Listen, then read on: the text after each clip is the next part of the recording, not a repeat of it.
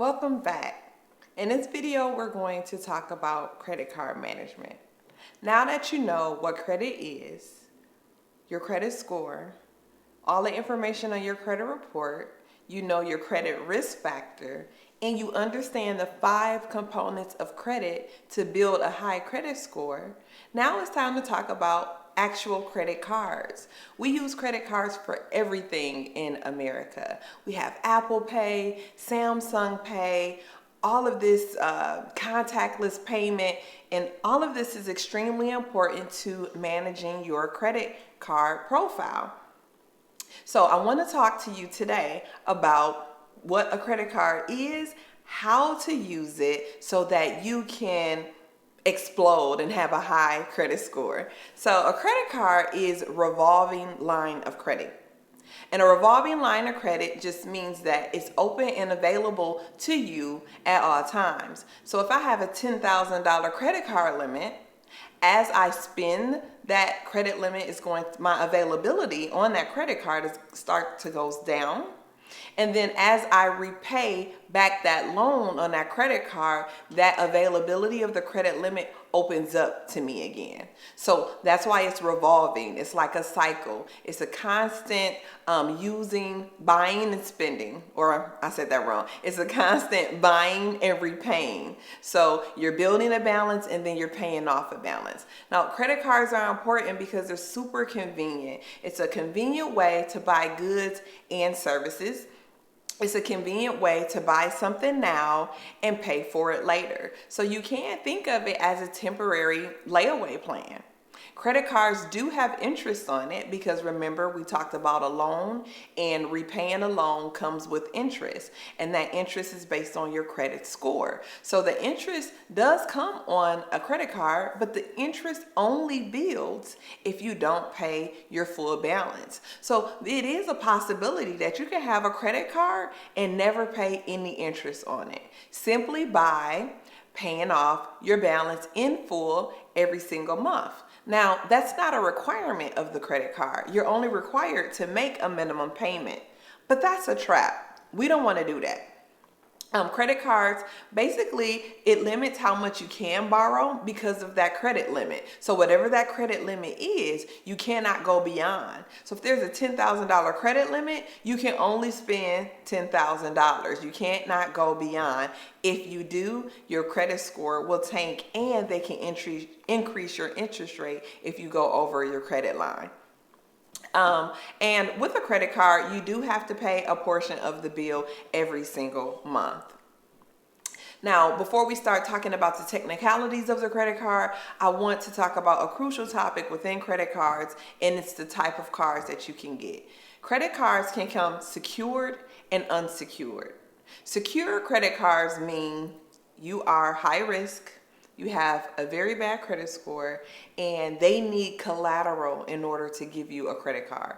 Collateral is typically money. You won't see banks do collateral with like high-end jewelry or furniture or cars or things like that. If you're getting a secure credit card, they want you to put up front actual money, and then they'll convert that into a credit limit for you. So if you have $1,000, you'll have to give the bank $1,000. They'll hold on to that money, so they'll probably trade it on the stock exchange or something. Not stock exchange, but they probably trade currency with it to make money off of the money that you gave them. But they're still holding it, and they're going to give you a credit card in exchange. And that credit card acts as an actual credit card because it is. So you still have to pay your bills on time with that credit card. You still have to make sure you manage how much you're using on that credit card, but it's secured. And secure credit cards, they do hold the same weight as an unsecured credit card, but you have to put up money for it. And it's all because you have a low credit score. Unsecured credit cards work differently. Unsecured credit cards, they look at your profile, they look at your credit score, along with income information and everything else, and they determine how much of a credit limit that they're going to give you. There's no collateral included. It's all based on your credit score, because remember, they're looking at the risk factor and your probability of repayment. That's how they're determining how much money they're going to give you. And with that, you are free to use your credit card, and you want to make sure that you're managing it appropriately so that they can give you credit limit increases, because your performance with your credit card and how well you manage it, they'll reward you. You'll start to get points, you'll start to get cash back, you'll start to get credit limit increases. There's all sorts of things that can happen when you manage your credit card the correct way.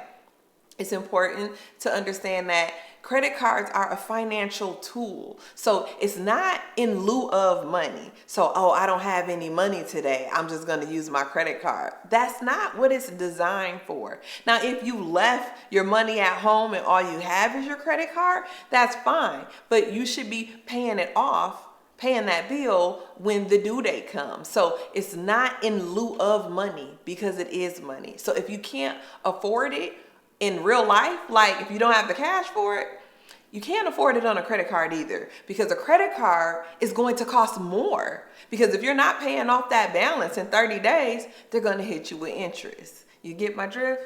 Okay. So it's an important financial tool. It can build credit worthiness. So how you use your credit card is the evidence of, are you a trustworthy person? Are you a credit worthy person?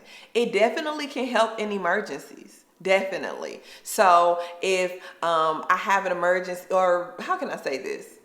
Let's say you have to take an emergency trip. And we all know when you rent cars, they're looking for a credit card.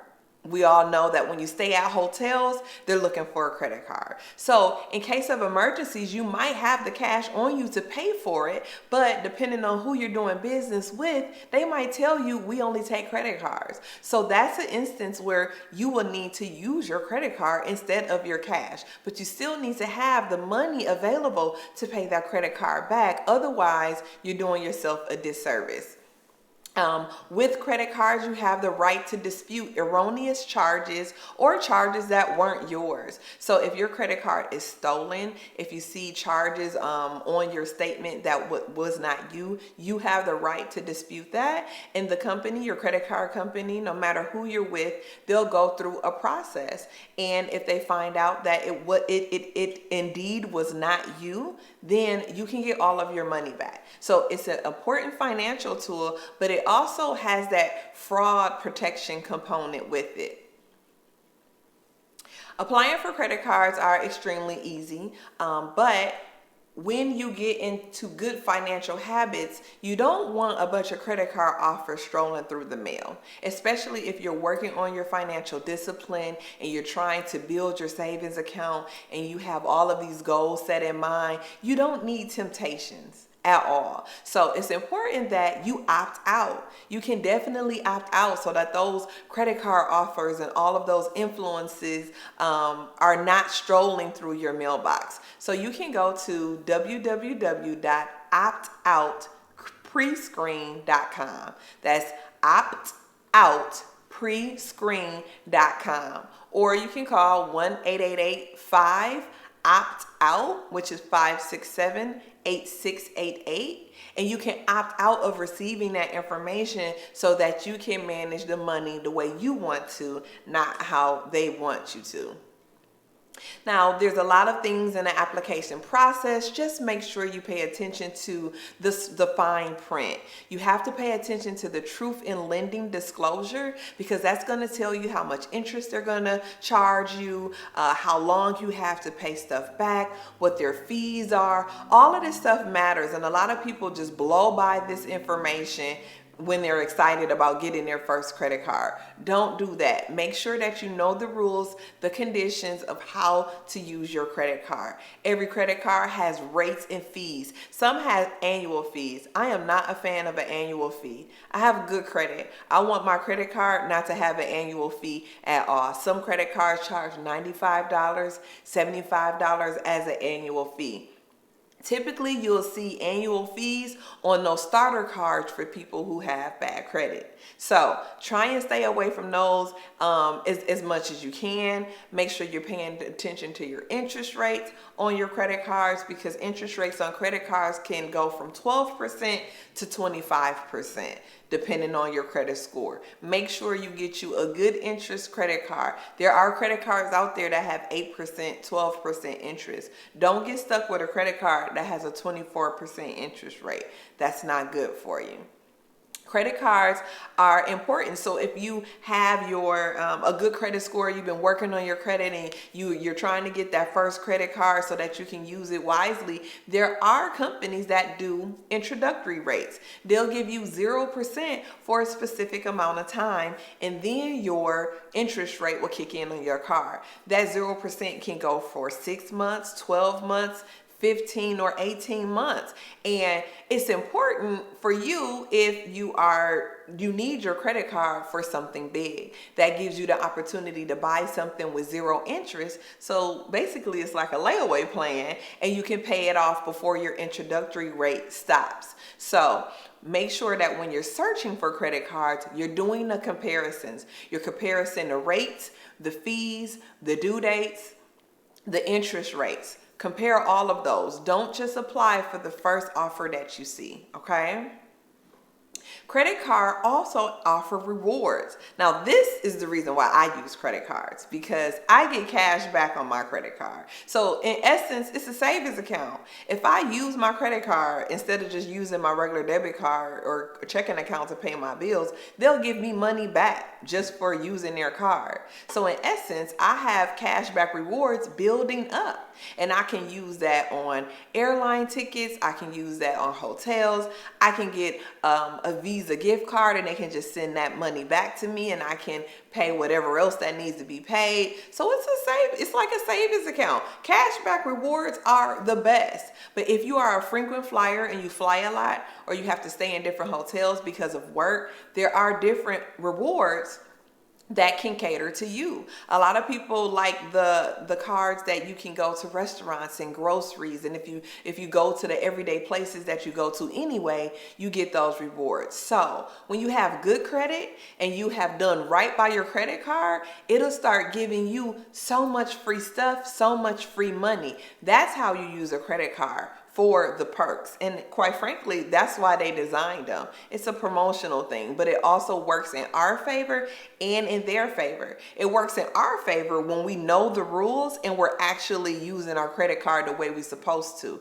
It works in their favor when we don't know the rules, we carry a high balance, and they are able to charge us all of that interest because that's income to the credit card company. Make sure that when you're managing your credit card, you keep good records. Look at all of your credit card statements. Make sure you're checking your statements for mistakes. Mistakes always happen. Fraud is prevalent in in America and in our economy. So it's extremely important that we are paying attention to what's on our statements. Make sure you're checking for your due dates. Make sure you're always paying more than the minimum due. Your minimum due is going to show on your credit card. They are always going to tell you that the minimum is due, but you never want to just pay the minimum, because the minimum, you're stretching out how long it's going to take you to pay off your credit card, and that allows them to add all of this interest to all of the things that you bought. So never ever pay the minimum due. And then again, always make sure that your balance is under 30%. Those are all of the tips and tricks of using a credit card. There's so much more in my book, So I Graduated, Now What Do I Do? Make sure you're reading that too. But for now, that's how you manage a credit card. See you in the next video.